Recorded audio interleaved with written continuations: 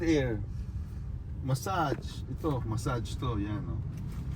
Gusto ko itong second, itong pangalawa eh. Kasi lower back. Palagi ako may lower back pain eh.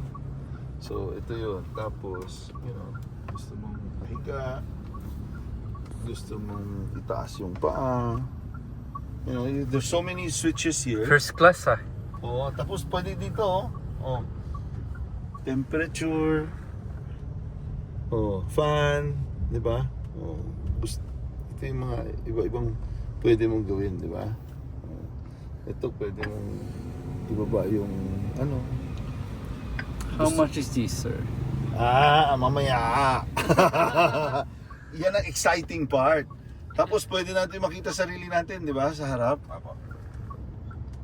Nakasarado. Ay, nakasarap. Ay, boss. Apo, boss. Running.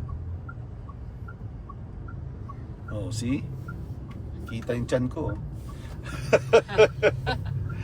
'Di ba?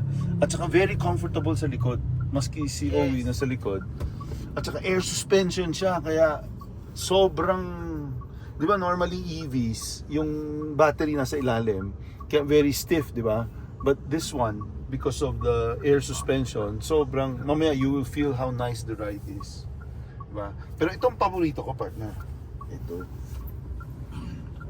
Kasi normally ang Vans, yung table nandito. So for you to access it, sobrang either you have to move this back or ako mag-aabante. No, wala yung legroom. Unlike if it's here now, oh, 'di ba? Ang lapit sa akin. I can put my iPad here, 'di ba? I can work, I can eat, you know, everything is here. Ito yung isang paborito ko at saka hindi pipitsuging table, 'di ba? Maganda yung materials. Di ba?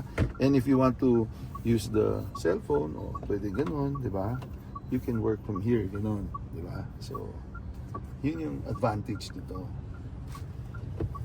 So, the table is here, and then you have the ref, di ba?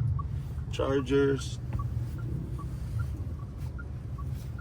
And of course, buksan mo yung, nakabukas na ba yung ano mo? Ito. Can you feel the air sa sayo? Diba? Yeah. Tapos, kung gusto mo ng hot air, pwede rin yung heater. Pero sa Pilipinas, mainit na, hindi na kailangan.